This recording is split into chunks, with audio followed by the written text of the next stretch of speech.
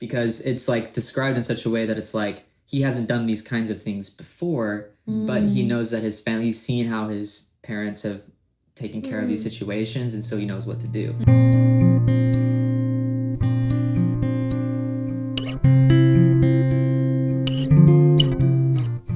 Welcome back to the Rooted Minds podcast, where we come together as a family to talk about books and our emotions, and in this season, some really cool short stories. And in this episode, we're talking about a really fun one, Rikki Tikki Tavi, which is such a fun sort of adventure story. I think you're really going to like it. So before this episode, go ahead and read the story so that you can engage with us in our discussion. I think you'll really enjoy it. So Rikki Tikki Tavi is such an iconic story because it's this adventure story about this brave little mongoose living in India. So the story, just to set the stage here, we're in India and there's this British family that has just moved in to India here. And Rikki Tikki Tavi, the mongoose, has been washed away from his home by a flood, and he finds himself on the property of this British family in their garden. So that's kind of like the inciting incident, what happens to get the whole story set up.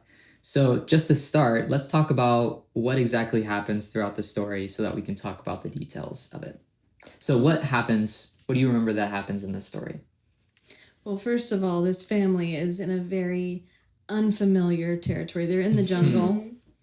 Yes. And it's not safe in the sense because they don't know what dangers are lurking in the garden. That's right. And so there's a very real sense of them trying to live like colonial England. The terrain is different. In India. They want to live as if they're in Exactly. Britain, but it's not quite the same. Not quite the same. And because of that, in some ways, it makes that scenario or that circumstance new for the mongoose as well, Rikki Tikki. Right. It's a brave new world for him too. So. Right, and so he gets pretty quickly adopted by this family, the mongoose. He gets welcomed into the home as a pet.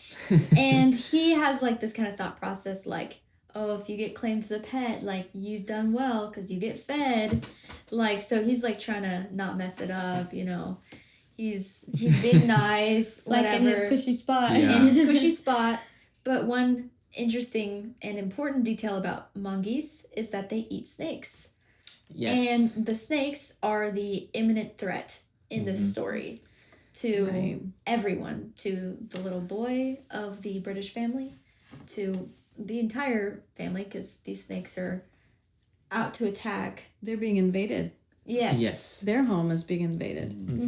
And so it's very interesting how it's really important for Rikki Tikki Tavi to be very mongoose Yes. in how he behaves. To and be not very himself. Yes. like a house cat.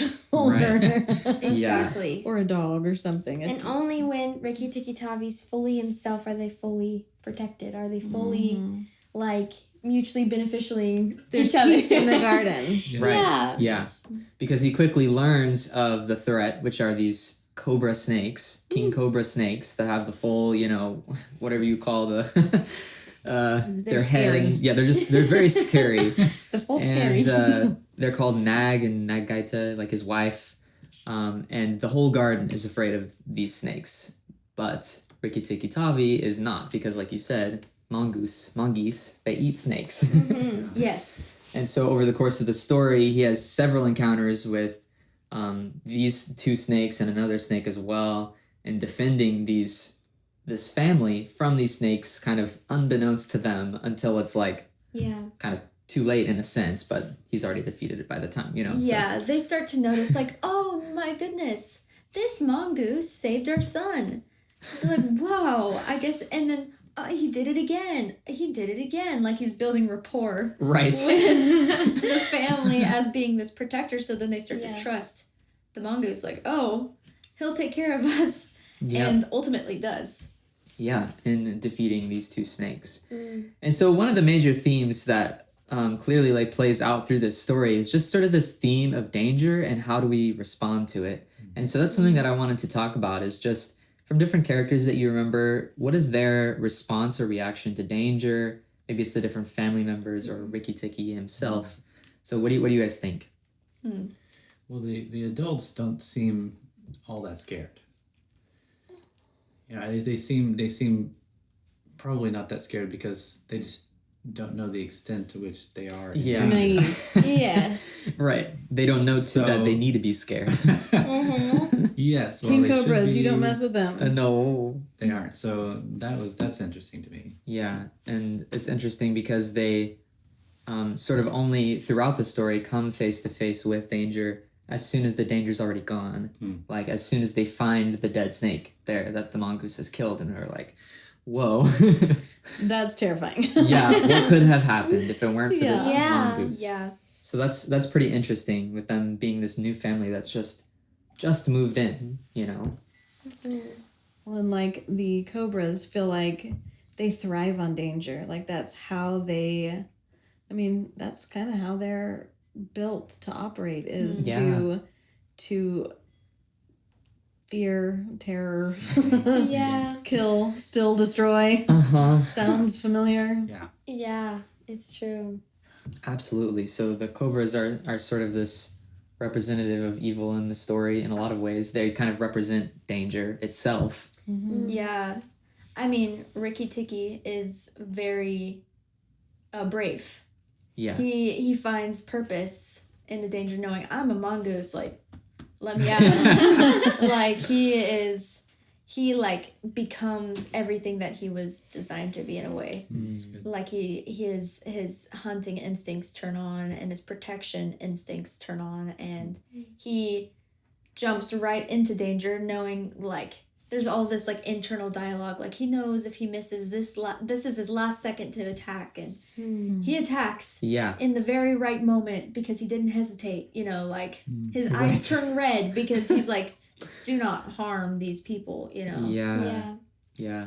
And he's like such an interesting character to me because he's described like frequently through the story as a young mongoose, like as someone who's kind of finding his own footing in the world, even as he's having to like step out and do Yeah. all these brave things, because it's like described in such a way that it's like he hasn't done these kinds of things before, but he knows that his family, he's seen how his parents have taken care of these situations, and so he knows what to do. And so there's some lines in there where it's like there's this smaller, I forget what kind of snake it is, but it's this smaller brown, also extremely poisonous snake that he deals with in the beginning. And there's this line where it says, if he had been an older mongoose, he would have known not to do what he did, but he did it anyway, and it like worked out for him. Yeah. Just this sort of quick reaction move, but But he also didn't have access to older mongoose to learn Right. right, because he was like swept away. right. So he's having to face these dangers in his own in some ways. Yeah. Because he's like the sole guardian of the garden. Wow. And so along with this like danger and comes with this like interesting themes that are kind of woven through the background of this story of this new British family that's moved in. And so I kind of want to talk just briefly about this interesting scenario where there's this mongoose, which is a very like iconic Indian animal being adopted in some senses by this British family. So there's these colonial sort of themes playing through the book. So I'm just wondering like what your thoughts were about that, and just like the interactions that this British family has with the world around them and with what Rikki Tikki has with them as well. Well, I think we've said it multiple times that he had to be his full self, exactly as he was, to really bring what they needed. Yeah. And he couldn't become a house pet and still be a protector and still kill the snakes like Right. that was his design. And I think that's really interesting. Yeah, I think it's so interesting because this short story is in a collection of short stories that Rudyard Kipling wrote, Right. called Just So Stories, right? And it is such an interesting thought to think of what it looks like for, India is designed in a certain way, to operate in a certain way, to have certain things. And so like Yeah. the Indian people thrive in it because they work with it. Right. And here we are coming in with this outside colonial idea, this colonial thought, can you tame the jungle? Yes. Like, is that the greatest good? Right. And so this story is really interesting because it's like, but is that what you should be trying to do? Yeah. But Yeah. should that be the goal? Should that Is be? that the It's- goal? It's back to our should question. Yeah. Should, like, should India become the new England? Right. Right? And what does it look like for India to be celebrated for what India is? Yeah. Yeah. And I think it's pretty interesting that like through this demonstration of the snake invading their home, like just the way that the story kind of exemplifies like this British culture that they're trying to kind of enforce upon the jungle, how that and the jungle are clashing, through like literal imminent danger. Yeah. Yeah, and I think it's cool too because just how beautiful that the Lord designed that specific place with a predator and a animal to combat that. Like, Right. it's just like one of those things where everything has balance, and God made it so perfect that everything works well. Yeah, it's kind of interesting. Like, we were talking about how the human family was very naive to the danger around them. They were also naive to, like, even what kind of thing Rikki Tikki Tavi was. Like, It's true. it's a mongoose. They don't know that he's Mongoose exist to kill snakes. to kill snakes. They should have thought snakes exist. Snakes exist in my garden. So they're just like, oh, like little animal, cute. It's a pet, Yeah. like They're like, oh, they're friendly. You can pet it. Yeah. it's not gonna eat me, so we're good. But there was just so much lack of depth to their understanding of even what it was they were engaging with. Wow. Yeah. It's so interesting that you said, oh, it's not going to eat me. Like it's a very self-focused sort of thing. And what I was thinking about earlier was just that we tend to be, probably every culture, you probably should say, tends to be culture-centric, meaning their culture in their mind is the best.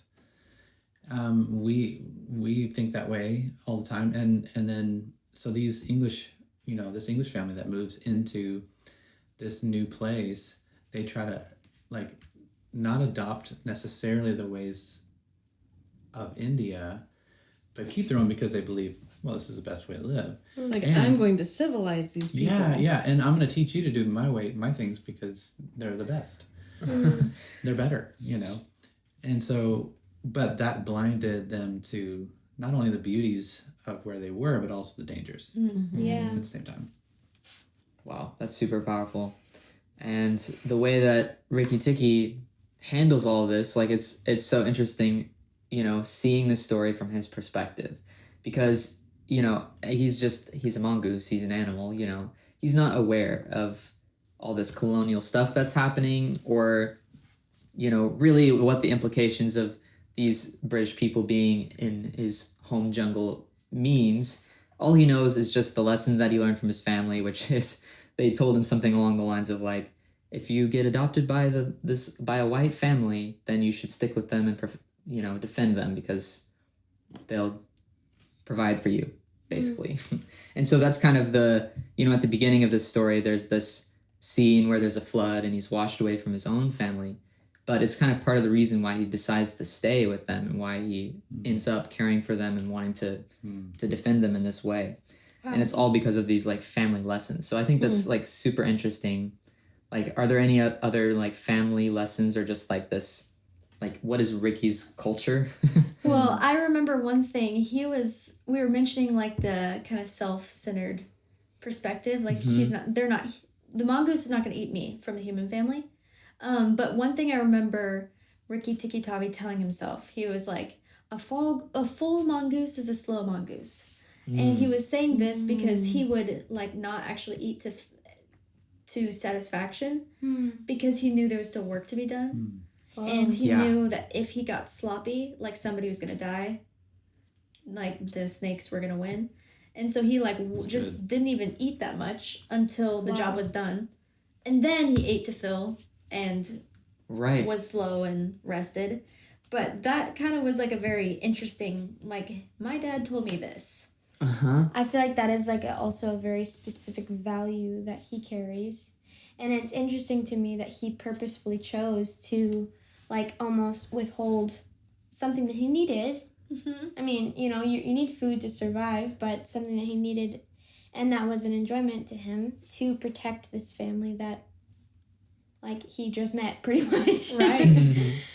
Which is just really, really cool. Yeah, yeah. And it's just cool like that he has so many of those. My dad told me, my family taught me that all these moments that he's repeating into himself throughout the story to not only maintain his own culture, but it's like not even about that. It's just about like who he knows himself to be and how he's going to act because of that. Yeah. And it's like in consequence of being himself, kind of like we've said, this family is preserved. So there's like a really beautiful, like both of these this family survives because he was himself. So we could talk like so much more about this story. I love how just adventurous and fun it is. So if you haven't, please go read this one. It's such a fun one. But thanks for listening, and we'll see you in the next episode. Thanks again for joining us today. I absolutely love this story. It's so rich with bravery and beauty and truth. We'd love to hear what you think too. Let us know in the comments. And until next time, may you find joy, grace, and peace in the pages